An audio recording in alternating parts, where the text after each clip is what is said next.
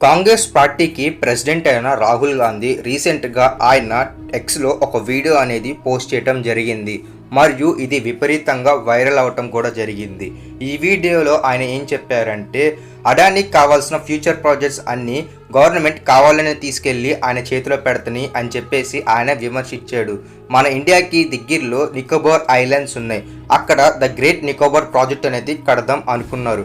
అయితే the great Nicobar project అనేది ఏంటి, మరియు దీనికోసం ఏకంగా ప్రైమ్ మినిస్టర్ని మరియు దీంతో పాటుగా అడానీని డైరెక్ట్గా ఆయన క్రిటిసైజ్ చేయడం అయితే జరిగింది. అసలు ద గ్రేట్ నికోబార్ ప్రాజెక్ట్ అనేది ఏంటి అనేది ఈ రోజు వీడియోలో మనం తెలుసుకుందాం. మన ఇండియాలో ఎక్కువగా ఎక్స్పోర్ట్ ఇంపోర్ట్ అనేది జరుగుతుంది.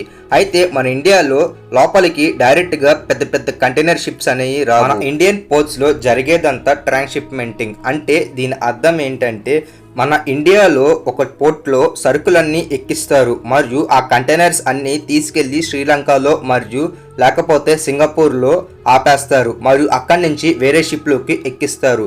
దీన్నే ట్రాన్స్షిప్మెంటింగ్ అంటారు. ఇంకా సింపుల్గా చెప్పాలంటే, చిన్న బోట్లో కంటైనర్స్ అన్నీ తీసుకెళ్లి ఒక పెద్ద బోట్లోకి ఎక్కించడం అన్నమాట.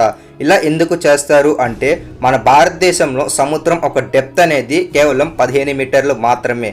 అయితే ఒక ఇంటర్నేషనల్ షిప్ అంటే 300 నుంచి 3000 కంటైనర్ల పైన తీసుకెళ్లే షిప్లు అనేవి రావాలంటే మన భారతదేశంలో నీటి ఒక డెప్త్ అనేది మినిమం 30 మీటర్స్ కంటే ఎక్కువ ఉండాలి. మరియు ఈ డెప్త్ అనేది మన ఇండియన్ ఓషన్లో లేదు. మరియు దీని కారణంగానే మనం ఎప్పుడు సింగపూర్ మరియు మలేషియా మరియు దీంతో పాటుగా శ్రీలంక మీద ఎక్కువగా ఆధారపడుతూ ఉంటాం. మరియు దీని కారణంగా ఆ దేశంలో చాలా డబ్బులు అనేవి రొటేషన్ అవుతాయి.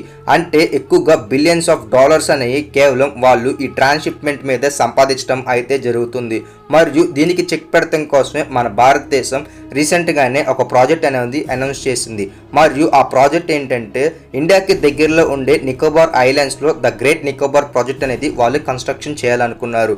మరియు దీని కారణంగా డైరెక్ట్గా ట్రాన్స్షిప్మెంటింగ్ అనేది మనం అవాయిడ్ చేసి డైరెక్ట్గా షిప్స్ అనేవి మనం లోడ్ చేసి మనం ఎక్స్పోర్ట్ అండ్ ఇంపోర్ట్ అనేది చేయొచ్చు. దీని కారణంగా ఇండియాకి కొన్ని బిలియన్స్లో డబ్బులు అనేవి లాభంగా వస్తాయి. మీకు నేను ముందే చెప్పాను, మన భారతదేశం లోపల ఒక పోర్ట్ ఒక డెప్త్ అనేది మినిమం 30 మీటర్స్ అనేవి కావాలి ఒక షిప్ అనేది అక్కడ డాక్ అవ్వాలంటే. కాబట్టి మన భారతదేశంలో ఎలాగ ఛాన్స్ లేదు. కాబట్టి మన భారతదేశం దగ్గరలో ఉండే నికోబార్ ఐలాండ్స్లో మటుకు అక్కడ డెప్త్ అనేది దాదాపు 35 మీటర్స్ ఉండటం కారణంగా అక్కడ ఎలా అన్నా సరే కూడా పోర్ట్ అనేది కన్స్ట్రక్షన్ చేయాలనుకుంటున్నారు. మరి దీని కారణంగానే అక్కడ నికోబార్ ఐలాండ్స్ని డెవలప్ చేసి ఒక టూరిస్టిక్ హబ్గా మనం మార్చాలి అనుకుంటున్నాం. అయితే ఈ ప్రాజెక్టుకి సంబంధించి అడానీ ఆల్రెడీ ఈ ఫీల్డ్లో ఉండటం కారణంగా పోర్ట్స్ గురించి అడానీకి చాలా ఎక్కువగా తెలుసు. మరియు అడానీ ఇప్పటికే చాలా పోర్ట్స్ అనేవి మన ఇండియాలో ఆయన లీజుకి తీసుకోవటం అయితే జరిగింది. మరియు ఈ బిజినెస్లో ఆయనకి మంచి గ్రిప్ ఉండటం కారణంగా మన ఇండియా ఈ బిజినెస్ అనేది ఆయనకి పోర్ట్ కన్స్ట్రక్షన్కి ఆయనకి ఇవ్వాలనుకుంటుంది. అయితే దీన్ని పట్టుకొని రాహుల్ గాంధీ క్రిటిసైజ్ చేయటం అయితే జరిగింది.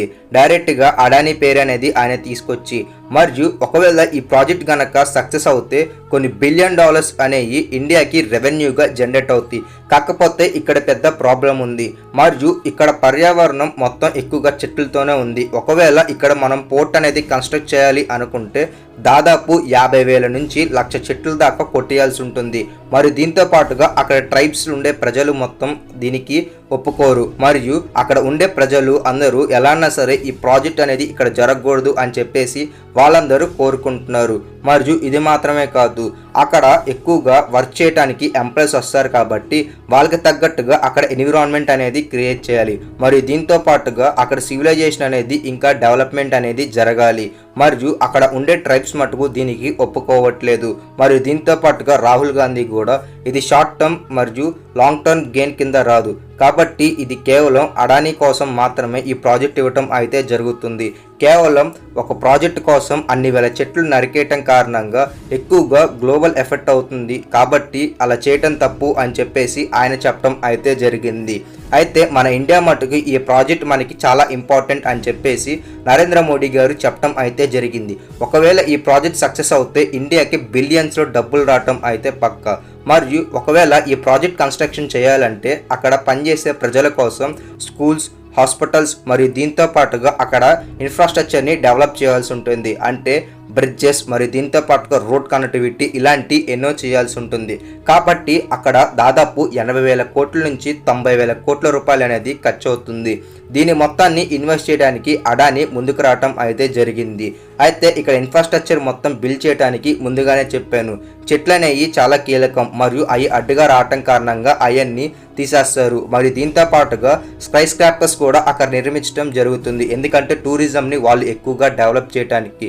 పక్కనే ఒక పెద్ద ఇంటర్నేషనల్ పోర్ట్ అనేది వాళ్ళు కట్టాలనుకుంటున్నారు. మరియు ఈ ఎయిర్పోర్ట్ కారణంగా ఎక్కువ ట్రాఫిక్ రావటం కారణంగా ఎక్స్పోర్ట్ ఇంపోర్ట్ దీంతో పాటుగా డిపార్చర్ అయ్యేటప్పుడు కూడా ఎక్కువగా అమౌంట్ అనేది ఇండియాకి రాబోతుంది. మరియు పవర్ కోసం న్యాచురల్గా అక్కడ సోలార్ సిస్టమ్ అనేది వాళ్ళు ఎనర్జీ మరియు అడానీ ఒక గ్రీన్ ఎనర్జీతో కొలాబరేట్ అవ్వాలనుకున్నారు. దీని కారణంగా అడానీ కంపెనీకి బిలియన్స్లో ప్రాఫిట్స్ అనేవి రాబోతున్నాయి. ఈ ప్రాజెక్ట్ స్టార్ట్ అయ్యి మళ్ళీ ఎండ్ అవటానికి అంటే సక్సెస్ఫుల్గా కంప్లీట్ చేయడానికి దాదాపు 4 నుంచి 5 సంవత్సరాల పైన టైం టేకింగ్ అయితే జరుగుతుంది. మరియు మన ఇండియా ఒక మిలిటరీ బేస్ అనేది అక్కడ పెట్టాలనుకుంటుంది. దీని కారణంగా చైనాకి అక్కడ చెక్ పెడతానికి చాలా ఈజీగా ఉంటుంది. కాబట్టి ఇవన్నీ ఆలోచించి ఇండియన్ గవర్నమెంట్ ఎలాన్నా సరే నికోబార్ ఐలాండ్స్లో ఈ ప్రాజెక్ట్ అనేది వాళ్ళు తీసుకురావటం అయితే జరుగుతుంది. అయితే ఈ ప్రాజెక్ట్ రావటం కారణంగా ఒక పెద్ద డిసడ్వాంటేజ్ ఉంది. అదేంటంటే ఒకసారి ఇలాగే పెద్ద సునామీ అనేది నికోబార్ ఐలాండ్స్లో రావటం అయితే జరిగింది.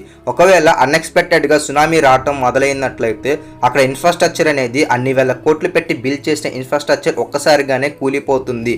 మరియు అక్కడ ఎక్కువగా ప్రాణ నష్టం కూడా జరుగుతుంది. మరియు మన భారతదేశం ఇవన్నీ దృష్టిలో పెట్టుకొని అక్కడ ప్రాజెక్ట్ అనేది నిర్మించడం అయితే జరుగుతుంది. ప్రస్తుతానికి ఈ ప్రాజెక్ట్కి ఇంకా హోల్డ్లో పెడతాం అయితే జరిగింది. కానీ ఎలా అన్నా సరే కూడా ఈ ప్రాజెక్ట్ని కంప్లీట్ చేయాలనుకుంటున్నారు. అయితే రాహుల్ గాంధీ ఇవన్నీ దృష్టిలో పెట్టుకొని ఆయన క్రిటిసైజ్ చేయటం అయితే జరిగింది. మరియు నికోబార్ ఐలాండ్స్లో ఉండే ప్రజలకి ఏమాత్రం ఈ ప్రాజెక్ట్ రావటం అయితే వాళ్ళకి ఇష్టం లేదు. మరియు వాళ్ళలో చాలామంది అక్కడ చదువుకోలేని వాళ్ళు మాత్రమే ఉన్నారు. కాబట్టి వాళ్ళకి అగైనెస్ట్గా చేయాలంటే గవర్నమెంట్కి ఇది పెద్ద సవాలు. మరియు దీంతో పాటుగా పార్లమెంట్లో అపోజిషన్ చాలా గట్టిగా మాట్లాడటం అయితే జరుగుతుంది ఈ ప్రాజెక్టుకి సంబంధించి. మరియు దీంతో పాటుగా ఈ ప్రాజెక్ట్ అనేది ఎలా అన్నా సరే ఇండియన్ గవర్నమెంట్ బిల్డ్ చేయాలి అనుకుంటుంది. ఒకవేళ బిల్డ్ అవుతే ఏమవుతుంది అని చెప్పేసి మీరేమనుకుంటున్నారో కింద కమెంట్ సెక్షన్లో కమెంట్ చేయండి ఫ్రెండ్స్. వీడియో నచ్చితే లైక్ చేయండి, ఛానల్ సబ్స్క్రైబ్ చేసుకొని పక్కనున్న బెల్ ఐకాన్ని ఆన్ చేయండి. మీరు లైక్ చేయటం వల్ల మాకు చాలా మోటివేషన్గా ఉంటుంది. ఇలాంటి వీడియోస్ మన ఛానల్లో ఎన్నో ఉన్నాయి, మీరు ఒకసారి చూడండి. మరియు ఈ ప్రాజెక్ట్ గురించి మీరేమనుకుంటున్నారో కింద కమెంట్ చేయండి. Thanks for watching.